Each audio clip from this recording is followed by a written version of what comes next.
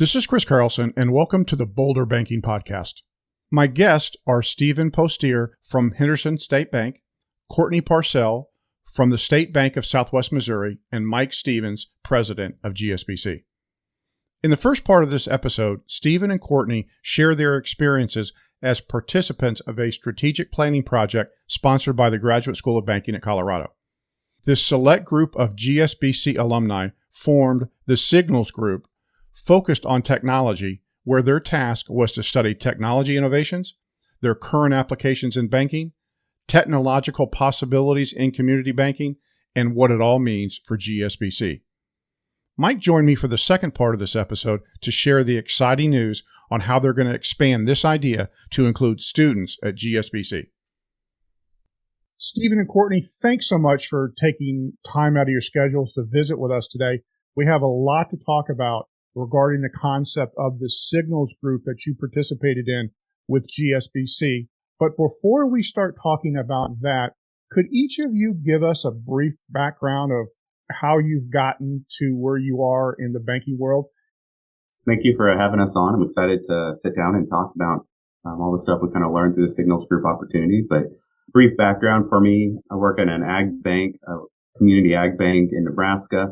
Actually started as a teller here back in high school, and then got the opportunity after college to come back home and work my way up to credit analyst into the lending. And now I'm a senior vice president here at Henderson State Bank.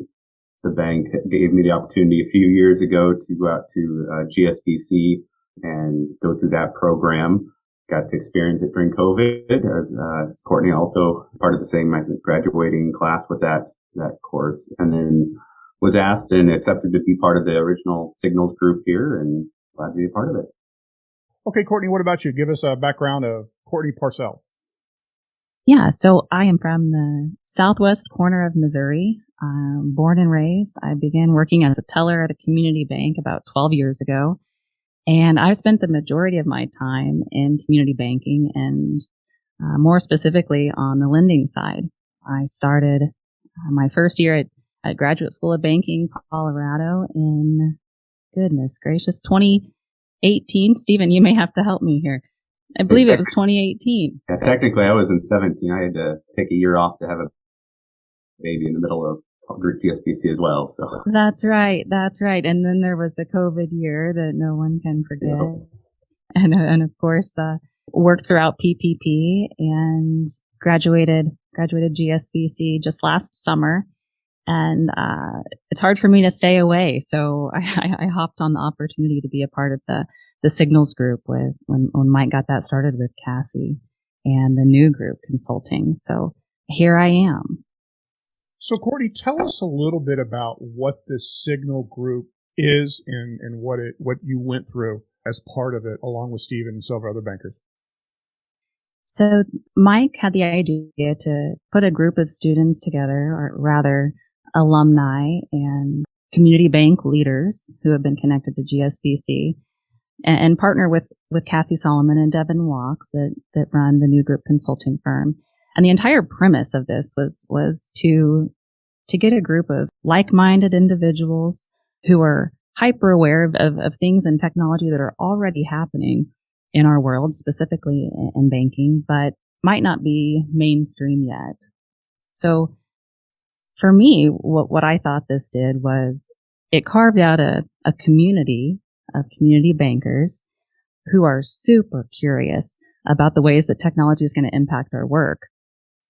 And we learn how to identify shifts in our work that might seem unlikely, to believe in improbable things, and to dig in and to ask questions, to push a bit harder on our bank legacy leaders and our boards, the folks that might not be having these conversations, that might not have this technology at top of mind. So that was the biggest thing, is creating a group of people who are not afraid of the unknown and who actually dig into the unknown. And again, the things that seem unlikely or improbable to impact our work. Stephen, anything you want to add to the Signals Group?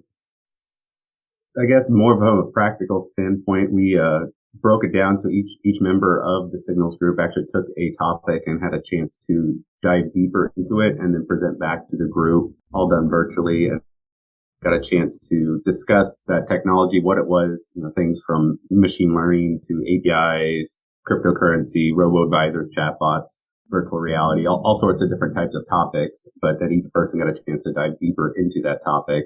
And then as a group, we got to discuss, how the implications of the industry, how that could impact our individual operations and what it might look like in the future. Well, Stephen, from a 30,000 foot view, what were your biggest takeaways from participating in the signals group? For me, it was definitely getting to see the bankers focusing on that future and the technological changes that are out there. Not so much what the actual technologies were. Those are fascinating. There's a lot of really interesting stuff out there, but just trying to create that mindset of looking out at the possibilities of what could be done, rather than standing with that, the age-old adage that we've always done it this way, so we're going to keep doing it this way. I think that's really where I saw the value in this, is getting a group of people, like Courtney said, that have that mindset of let's see what could happen and what could be. So, Courtney, from a 30,000 foot view, what were your biggest takeaways from participating in the group? One of the biggest takeaways for me was to reimagine what community means. So all of us are in and come from a community banking background. And traditionally, when we think of community, we think of geographic boundaries. So one of my biggest takeaways from being involved in the signals group was to reimagine how we can reach our community, and that our community can be a group of people. At my bank, for example, that's professionals and the medical community. And those folks are all over the country, and we know their needs and we know them well. So let's maybe start thinking about our community a bit differently and think about how we can serve them best, not just within the confines of our city or our county or our region of our state, but all over. Yeah, it's a great point. I think a lot of banks are dealing with, what is a community bank in the world of technology? So, Courtney, let me ask you this. You and I had a conversation about your thoughts around the use of AI, especially when it comes to things like data visualization, voice recognition, biometric recognition. Now, that's a mouthful, and I know you could probably go on for 30 minutes, but when you listen to the conversations, what were the things that just really captivated you on those particular things around artificial intelligence? So I'll pick out data visualization first.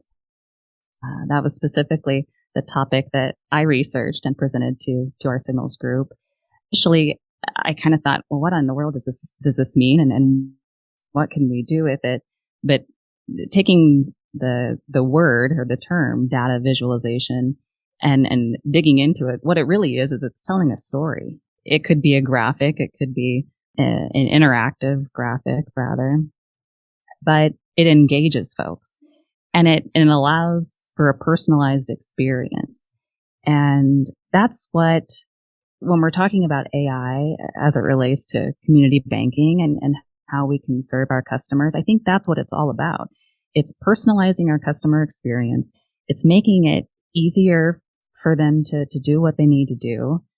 For instance, if it's something as simple as checking balances or transferring funds or paying bills or asking a quick question, this technology, and I hate to just keep using acronyms like AI or terms like data visualization that seem abstract, but all these things really are doing is they're making our customers' lives easier. And because of that, I think what that does is it increases, or I should say strengthens our relationships with them. So, Stephen, we talk a little bit about the idea of stable coins, but share your thoughts about the big picture, kind of the crypto blockchain stable coins and as it relates to banking, because there's obviously a lot of chatter around those terms in the banking industry. Yeah, that's definitely one. We could probably have a whole separate podcast just going into the details on some of this stuff, but that was my topic was on this concept of cryptocurrency, blockchain, stablecoin. So I've really had a chance to dive into it. And then since the Signals Group, I've really gotten kind of into the weeds of what this means and what it could look like into the banking industry. I think on a kind of a 30,000 level view, understanding that there is a difference between stablecoins and cryptocurrencies. Those terms get used interchangeably a lot, very similar technology and how it's done, but trying to figure out the blockchain specifically and what it could mean into the banking world is where I've been diving into some of those technologies. Being in banking, one of the big things that we're known for is the security aspect of what it means to deal with financial transactions. And that's why a lot of people trust the banks. So we have a reputation and we need to uphold that reputation, in my opinion. So with that, the blockchain, the technology behind it is basically an audit trail of transactions in a very oversimplified definition that is near impossible to hack into. So it actually creates a very solid audit trail for those transactions. And stable coins are a tool that could be utilized to help facilitate those transactions and to be utilized kind of like how checks are done nowadays with our checking account. When you write a check to someone, you're not actually giving them something of value. That check is representing something of value, meaning a dollar sitting in your checking account. A stable coin in a very simplified version is that same thing. It's representing a bat that is backed by a dollar, usually sitting somewhere in an account. There's been a lot of private industry that are trying to create some technology around stable coins and cryptocurrency. But I know that this is something that banks, I feel like, have a better grasp on understanding the risks and how to mitigate those risks and utilize this new technology to actually drive the financial sector forward. And it seems to be a better fit within the banking sector because we already deal with that. We already understand, the compliance side of things and how to mitigate those risks and account for different types of variables and plan for, changes in interest rates and the economy and stuff like that. So I think it's a technology that we are uniquely equipped for to take advantage of and to help move our financial sector in this country and around the world forward in. Now, Courtney, how should bankers be thinking about the pace of change in technology? Well, there's no doubt that the pace is rapid and it certainly can feel overwhelming when you're a small fish in a big pond. But I think one of the first things that bankers should do, if they haven't already, is brainstorm and begin having these conversations. If you're not having the conversations, that's the easiest place to begin. And when you first start, no idea is too foolish or stupid or outlandish, I don't think. And it helps to have people with different mindsets and different approaches and have some folks in the room who are opposed to it. And I think that's really important too. And someone who can challenge the ideas and then have someone who can dig in a little bit deeper and reimagine the tools and the way that we can serve our customers and move forward, knowing that it may not be perfect. We may not have all the answers yet, but to begin having those conversations. So it starts with a conversation. I think so. Again, if for a lot of banks, I think in my area, a lot of the banks in our peer group too, because of the size, it may not even be on some bank's radar. And that's okay, but it won't be okay for very much longer. So we should understand that it is impacting us. It's not that it's going to, it is impacting us. And, the bigger banks are already doing this. They're already leveraging their own data to use things like, artificial intelligence to make crediting decisions. They're already, using voice recognition software to partner with Alexa, for example. Think of Bank of America's Erica. You can speak into your phone and conduct banking transactions safely, securely. That's already happening out there. So it's not a if, it's a matter of when. So I think first, have the conversation, begin planning, begin researching.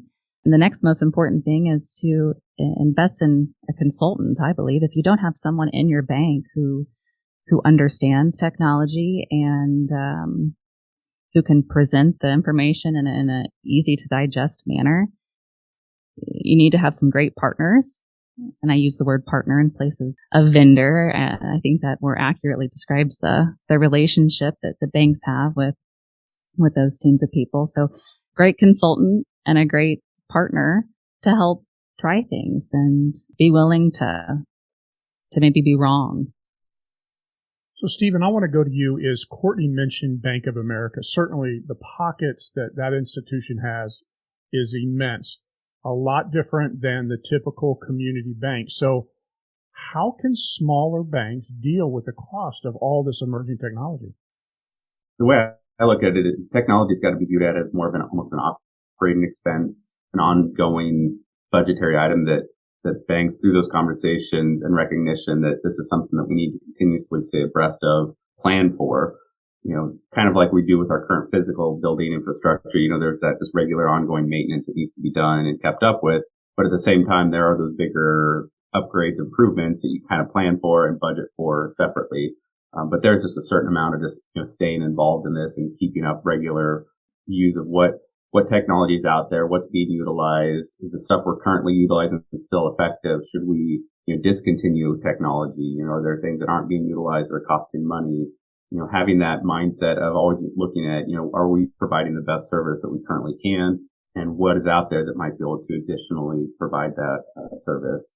I think groups like your local bankers associations in the different states, and then the graduate schools of banking, specifically here at the GSBC, I think these could be additional huge resources to help some of these community banks that already have relationships in there to pool the minds and the tasks that need to be done and addressed through groups like this with the Signals group, where we can have those conversations and have that time where, me and my bank, if I were to have to be responsible for all of it, that would just take a lot extra time to keep up with the 9-10 different types of technologies out there. Whereas partnering with other banks in different areas, you're exposed to different things and different things that may be coming up and stuff you haven't heard about. So I think having those dialogues with other banks and what they're doing and what's worked for them, what hasn't worked for them, what pitfalls came along, those types of conversations are key to continue having. Well, Stephen, what do you think the biggest fears are that banks and bankers are going to have regarding all this new technology? I think a lot of it's just going to be the unknown. The industry, as we adopt, what's the banking industry going to look like with this new technology compared to where we're at currently? But at the same time, what's it going to look like if we don't adopt that new technology? There's lots of different companies out there right now that are trying to get into the banking sector to provide different services, but they're not regulated like banks. They have the same level of oversight. They don't have that mindset of as much of the consumer protection. They may be more innovative and quick to adopt new technology, but they aren't necessarily have the same level of, customer due diligence that needs to take place with a lot of it. So I think just that unknown of not being sure what it is, what it would look like. Obviously the cost is going to be a big thing with a lot of this technology. You put a large chunk of money into a new product. Will it be received? Will it not? So I think that kind of goes back to those conversations. It's important to talk to other banks that have done it and what worked, what hasn't, and kind of see what's working within the different types of similar community banks that your operation is in. Well, Courtney, you mentioned something earlier about the concept of community banking. How do you think these emerging technologies are going to affect community banks in their mission of personal relationships in their respective communities? I think if this is implemented thoughtfully, these types of technology that we've been talking about will actually strengthen banks' personal relationships with their customers. For an example, we think back to 20 years ago. One way that we could have delivered above and beyond for our customers might be to handle new account paperwork or loan disclosures to our client's office. While that may be a nice touch, or I like to think so anyway, the majority of clients, especially professional ones today, I think would much rather have the convenience of electronically signing or being able to ask a question at 8 p.m. on a weekend using a virtual chat assistant. So we can deliver an elevated personal experience better and faster than we could before. Here's the key to me. Our clients will still want and still need a human being. Now they may prefer to text us versus having a phone call, but it's been made abundantly clear, especially when someone has a problem. People need people. And I don't think that's changing. They need to leverage the relationships to access the tools, the technology. So I think while it can be scary and it's a valid thought that, I don't want to lose the personal touch I have with my clients. We don't have to. We don't have to. If we have a thoughtful plan and we do these things without just willy-nilly buying a product or having a plug-in add-on to our system, if we just plug it in and let it go, we probably will lose our personal touch. But if we take some time and ask, like Stephen said, I think that's the most valuable resource. One of the most, I should say, valuable resources that GSBC provides is a network of bankers who are willing to talk and they're willing to share what they're doing, what has worked, what hasn't worked. So as bankers, we need to call on our peers and it's not always a competition. We're here for each other. Ask one another questions. Ask customers questions about how they want to be served. And again, implement this thoughtfully. I think it's going to strengthen what we do and how we serve our folks. Just looking at the stuff, there is a lot of technology too and ideas and things that are happening behind the scenes. So not everything ends up being customer focused. And, a lot of it's adding things that could help make accounts more secure and transactions more secure and protecting the identity of our customers. So there's things out there too that we could really, I think, adapt and bring into the system that our customers are probably wanting. But at the end of the day, they may never know. And I think Courtney's point, some of this stuff, if you plan it out, some of the data visualization and recognition of the API stuff that's going on, that they may never know that stuff is being implemented and done behind the scenes. All they see is that better customer service when they walk up to that teller, and that teller has, a lot more personal information and knows more about that person, or at least that's the person that's supposed to be operating that account. Maybe there's some more, voice and image recognition that could be implemented they walk up, they know that is John Smith and this is John Smith's account, versus just having to trust the last four of their social or whatever the security parameters in place are at the current bank. So there's some ways to implement some additional security that could help our customer base that they may never know is being adopted. Another thing that what I like to do is work with a lot of ag customers, a lot of farmers, is I also try to stay abreast of the technology in their fields to see if there's ways that either some of that might be able to be adapted into the banking industry, or are there ways, things that we're already doing or could be doing that could actually make their job and their profession easier, things that we could sync up data or sync up different types of stuff that, that there's a lot of technology in the ag industry nowadays. And, that's one of those things that's continuing to evolve just as much. So I think, it's important for our banks to look at your customer base too and what technology is being done in their industries, and are there ways that we could help supplement that as well through stuff that's going on, or even just being aware of what could be done and what they may be asking for or maybe not asking for. They may be looking for other banks that are already offering that when it's something that you could be offering that might help them out. Great point about looking outside of our industry for great ideas, because there's a lot of them out there. So thank you for that. All right, now I'm going to put both of you on the spot. I'm going to start with you, Courtney. If you had to pick one, which of the emerging technologies that was discussed in this signal group excites you the most? I have to say it's crypto. It's and I better not speak in too much detail because that's Stephen's territory. He knows it well, but that fascinates me the most. And I shouldn't just say crypto. Blockchain, more specifically, for me, I can see countless applications for our small bank here, even and title companies in our area. It's already being used. I don't know. It's the wild, wild west. And again, I'll maybe lean on Stephen there. I think he's a wealth of knowledge in that arena. But crypto, blockchain, stablecoin, that's what excites me the most. But all these other topics and all these things we've discussed are fascinating and very, very, very important for us to be keeping at top of mind. Yeah, I appreciate that. So we'll go to the crypto expert. Stephen, does cryptocurrency, the concept, I realized, and I love your idea about a separate podcast just on that.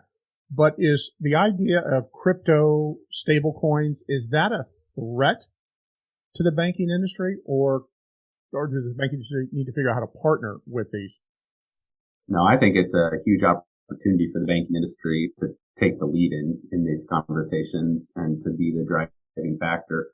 I think there's a lot of crypto companies that started up understanding the technology side of it, and then all of a sudden they got into it and they're trying to get into the banking parts of it, and they realize that there's a lot more to banking than just calling yourself a bank. And I think banks are better situated to bring in, whether it's through partnerships or developing the technology to actually utilize stuff like that.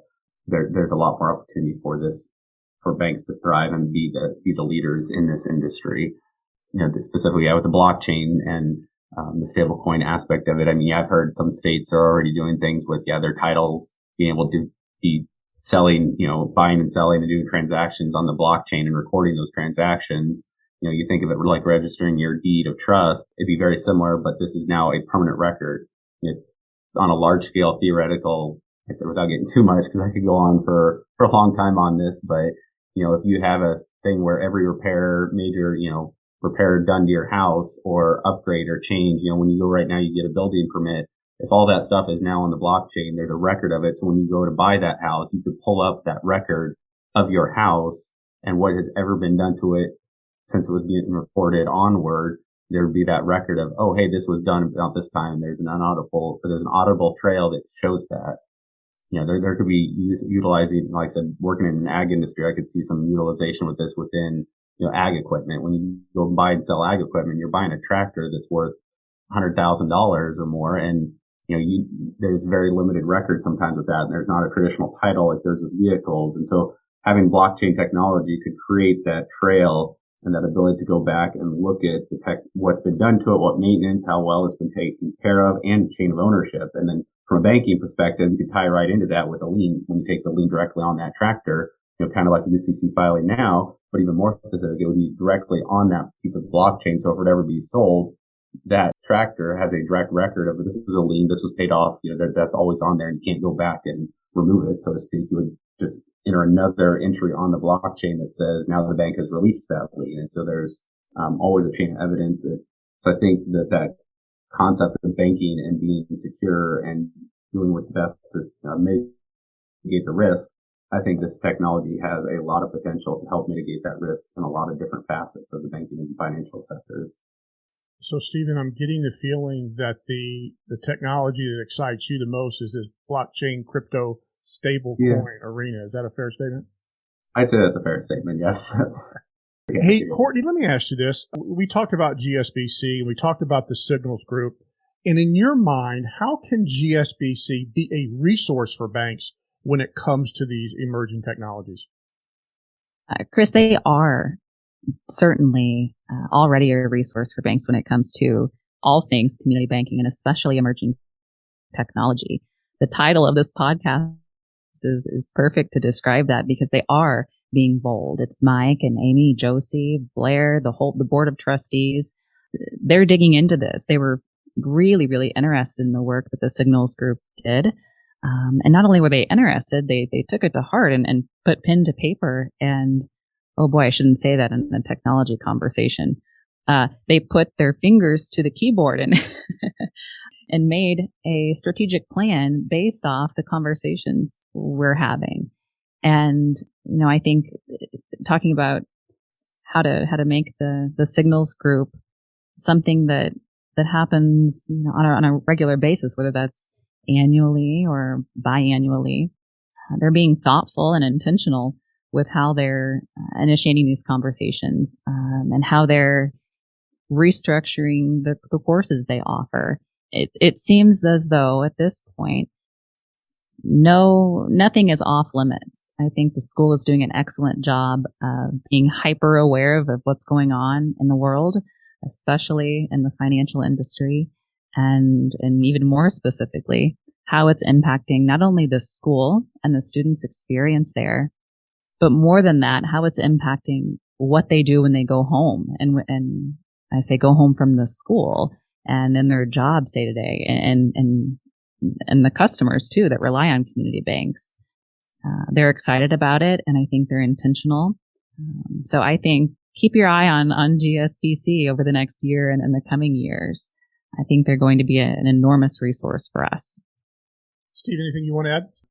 I mean, I think, yeah, GSBC, they're uniquely positioned to be a large catalyst type environment to foster these kind of ideas and thought. You know, you're already naturally made up of people that are involved with GSBC are the leaders of now and the future, and their banking organizations and organizations they come from recognize that these people, so they're looking already towards the future of their organizations by investing in their employees and to go out to GSBC for the annual convention or some of the other coursework that GSBC provides. So they're already looking forward to the future with their people and their networks of who they have within their organizations. I just think that those are also the same people that could easily adopt this framework of taking an industry that's not normally known for thinking outside the box and instilling that framework of forward thinking and taking these individuals that are already part of this and helping to move our industry forward. Well, Courtney and Stephen, you both shared some great ideas today. If somebody wanted to reach out to you because they might have a question or want to have a deeper conversation on anything you might have said, what's the best way for them to get a hold of you? Courtney, I'll start with you. I'll share my email address first. It's Courtney@state.bank. I'm also on LinkedIn, and I'll throw my cell phone number out as well and welcome calls or texts, any questions or wanting to bounce ideas around. I would love that. That's area code 417-268-8255. Thank you, Courtney. Stephen, how about you? Yeah, my email is spostier, that's POSTIER, @hendersonstatebank.net. And I'm also on LinkedIn. So those are probably the two easiest ways to reach out. If you have questions or ideas or just want to talk, I'd be more than open to having a discussion on stuff. Well, thank you. Well, I really want to thank both of you. I know both of you are incredibly busy. Thanks for taking time out of your busy schedules to visit with us today, share some ideas, share what went on in the Signals Group, which I know is going to continue to be a big part of the value add that GSBC has to the community banking industry. So again, thanks for your time today. Thank you. Thank you, Chris. Hey, Mike, thanks for joining me today. I know you were as excited as I was about what Courtney and Stephen had to say about the Signals Group and where they thought the future was. But as important, I wanted you to give us some information on how GSBC is going to be able to help community banks and their students going forward. Chris, thanks for the opportunity. I thought that Courtney and Stephen did a great job of really representing the work of the whole Signals Group. And one of the takeaways from that process, both from the Signals Group that initially pushed this and our board of trustees, was that the information and the experience was so valuable that we needed a way to keep this education and research channel open. And so I'm really excited that we were able to work this into our project curriculum beginning this year. And we have a strategic project for rising third-year students, and where they get to design their own project, something that meets the needs of their institution. And we're going to add the Signals Group option as a component of that, where students can volunteer to be a part of that. So we can manage two groups of up to 12 students, and they will be able to identify the topics that they want to research, divide up the research responsibility, educate each other through their presentations, and then discuss the implications and opportunities for community banks. The great thing about this model is that we can then share the final observations, the video of the presentation, and then a document that kind of captures the essence of and their conclusions, and be able to share that with our broader GSBC network. For me, this is all, again, about keeping that research line open, but it's the students' ability to demonstrate thought leadership that will benefit the industry overall and continue with its journey to evolve the business model as it has since the founding of the country. So, Mike, let me ask you this question. Typically, these types of projects are in a vacuum with alumni. And your suggestion is now we bring it back to the students. So we have, well, for a student and or alumni, we can participate in things like this. Yes. So, and we can, everyone can benefit, the student body, the alumni, and ultimately we can push it out to the industry overall.